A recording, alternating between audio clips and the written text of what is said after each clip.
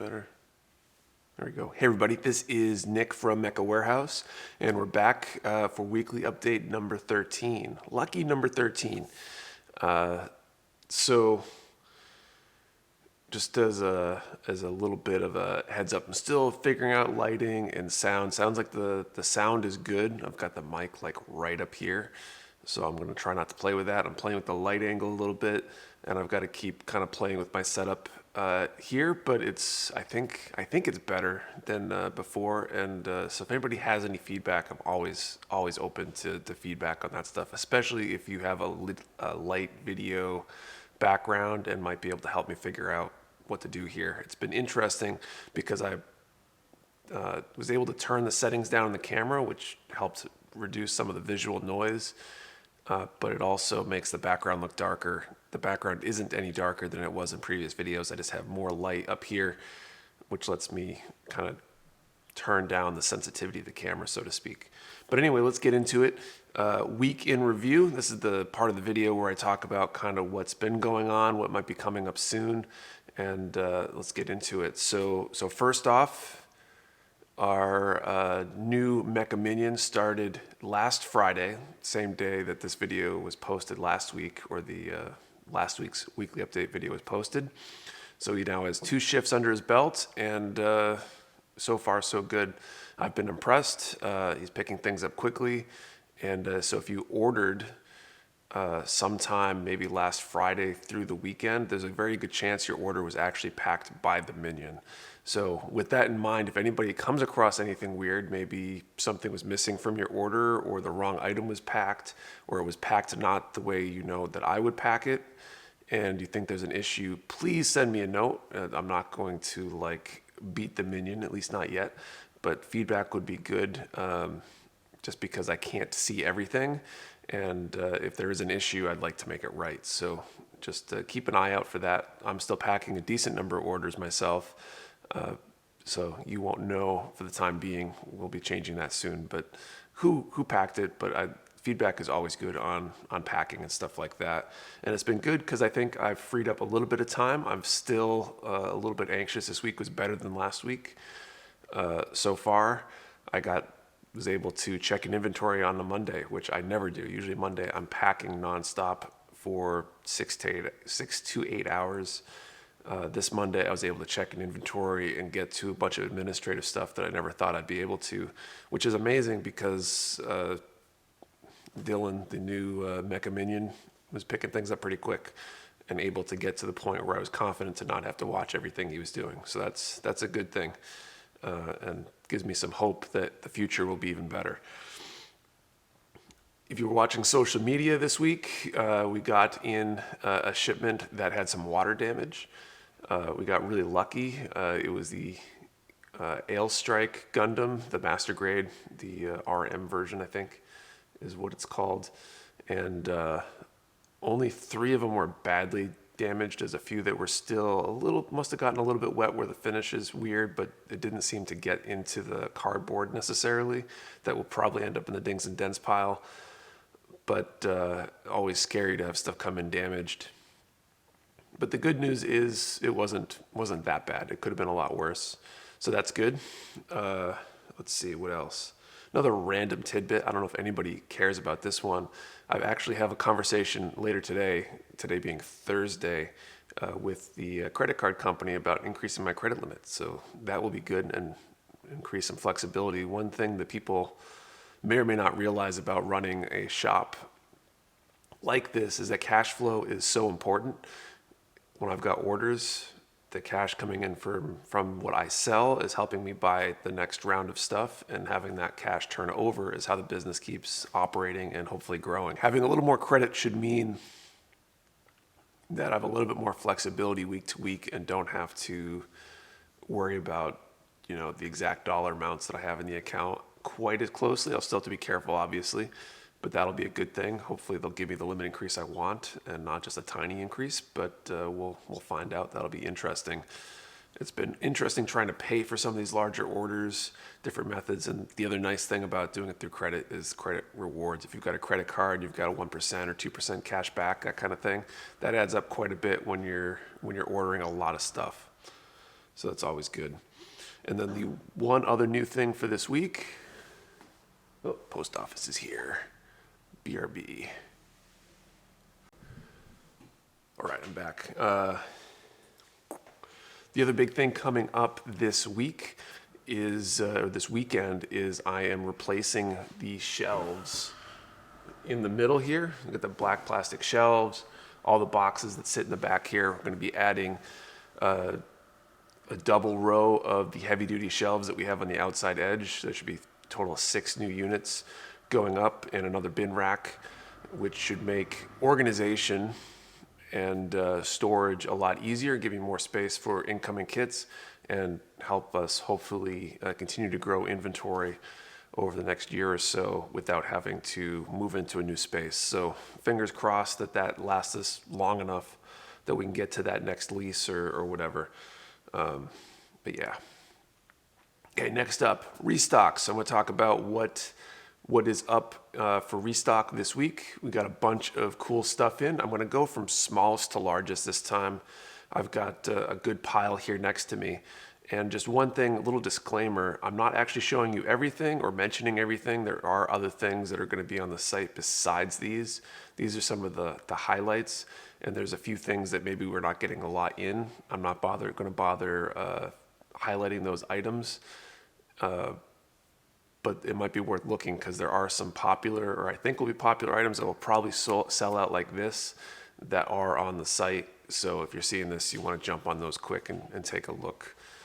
Things that, you know, I ordered, but they could only fulfill a few of, or what have you, or a ton got damaged, something like that. So looking at SDs first, we got the SD Synergy. Try to get a good view where it's not washed out by the light. SD RX-78, these are both SDEX. The Zeta Gundam cross silhouette.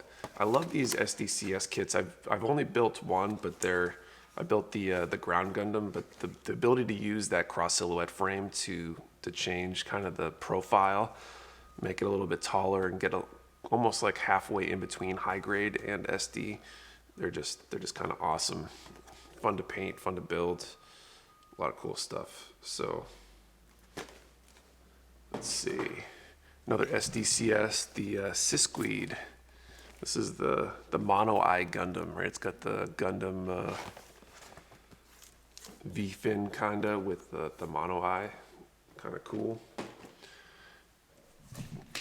Cup noodles. So this is one that we've been waiting for a while. Some shops got them in. Apparently Bluefin didn't get them before some of the other distributors did, which is weird this time. So that's why we haven't had them yet. But we have them now. We got plenty of them. But if you want one, jump on that. Now I'm hungry. It's getting close to lunchtime. MG Rezel. So this is another. Let's see if I can show this in a way that would fit on screen. Pull it way back here. This one we had this like a month ago. It's almost sold out pretty quick. We got more this time. Worth taking a look at. The look at this here. The titanium finish unicorn Banshee this time. So this is, it seems like there's been a lot of titanium finish kits coming out. It's like we've been getting one like every week. They've been reprinted lately. We actually got 2 this week. The other one is a high grade unicorn as well. We only got a few of those, but or only a few that survived, but worth checking out. MG Ailstrike Gundam. This is the one that we had a bunch water damage, but we had a whole case, and about half of the water damaged case was good. So got a bunch of those. And then finally the RG New Gundam came in. It's great to have these back in stock. Super popular kit. It's one of the best RGs on the market right now.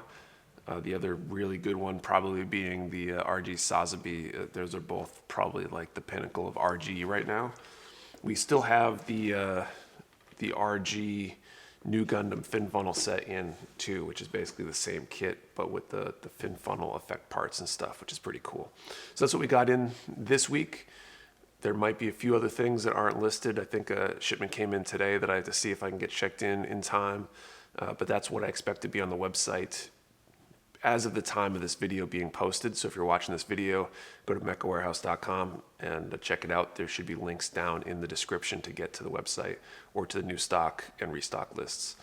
Next section, Q&A. So Q&A is where I answer questions from you, the viewers, and I love answering questions, and it creates great content for me. So I'm appreciative when you guys ask good questions. I have 2 questions this week. If you have a question and you want to ask it, post it down in the comments below. I would be more than happy to answer your question. And yeah, so let's get into it. So the first question is from Sage001. You may have answered this before, but I've just recently started watching your videos. What made you decide that you wanted to open up your own business selling gunpla kits? Thanks. This is a great question. I have answered this before, probably like 5 different times in 5 different ways. So I'll answer it again, and this is a good one to answer regularly because it's I think an interesting piece of the origin story, so to speak, of Mecha Warehouse. And in some ways, it's probably good for me to answer the question because it's going to help me relive that decision and help motivate me, I think. So I didn't really start out from square one thinking I was going to run a gunpla shop. I knew I wanted to start a business that didn't involve me working directly with clients. I've been consulting.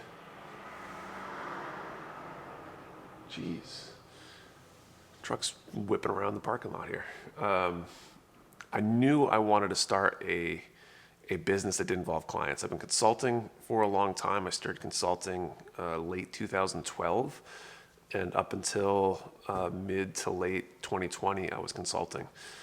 And it was good. The money was really good when I had clients, at least. And I somewhat enjoyed what I was doing. But the problem is working with clients leads to a couple things for me. Number one was that I was never fully happy with what I was producing for what they were paying me. I was being paid well, but when they didn't provide the inputs I needed fast enough, I always felt like I could be more efficient and do more for the money they're paying me. As weird as that sounds, I'd never felt right about not being able to do what I thought was right by my customers without just not paying myself or whatever, which is a really hard kind of conundrum to have to go through. And so I wanted a business that I could potentially make more stable, not have to worry about business falling through. I had a lot of contracts that year I decided to try to make this change fall through all at once, which was kind of rough. I started selling books online and then ultimately decided if I want to go through all this trouble trying to resell books and find stuff to buy, to resell and figure out which things make sense, I might as well try it with gunpla because it was the big hobby I was into. And I figured that looking up kits ad nauseum would be a lot more fun. And so that's kind of how I shifted. A lot of things happened. And ultimately that's why I'm here now. I think one of the things I realized while I was consulting is that I was enjoying the administration of the business side of it more so than doing the work for my clients. As much as I love engineering and building things and designing stuff, I think I was enjoying trying to build the business more than trying to do the work that needed to be done, which is hard when most of what you need to do is that underlying work. Here I get to build the business, and the underlying work is great because I get to spend my time with stuff that I love, part of my passion with the hobby. So hopefully that answers the question. It's kind of long-winded and maybe a little bit different than how I might have answered that last time someone asked. And then the other question I got is from Commander Wolf Hadley. Are there any kits that are rare, hard to get, that you wish you could get for personal project or to sell, and what would some of those be? Also, keep up the great work. Looking forward to ordering more soon. Thank you, Hadley, and look forward to those orders. So I kind of answered this with my Grail kit, I think last week or the week before, being the MG Jesta Cannon, the P Bandai kit. So I'm going to try to answer in a different angle and more about what I would like in order to be able to sell. So what would I love? I really want to get all the MG wing kits back in stock. It seems like as we're growing, it's harder to keep some of those things in stock, not being able to predict how long it will be between reprints. I need to get all those back in stock. There's a few I haven't had in a long time and a few that I've had kind of recently, but I need them, and I need a lot more than I've had. What else would be good stuff that we haven't had in stock? A lot of the real grades have been out. I would love to get those back in stock. But is there any rare, hard to find, hard to get kit we wish you could get?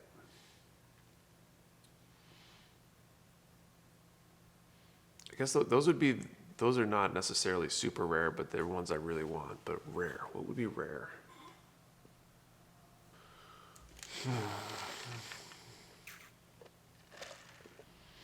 I guess in that vein, one of the ones that I would, whether it be an individual kit or kind of a line, would be some of the older 1/100 high-grade wing kits. I think those would do pretty well, and there are some interesting ones. I've got the 1/100 high-grade Serpent in my backlog, and it's a really interesting looking kit. I haven't built it, but I think those kits would be fun to have in the shop again, even if only for a little while.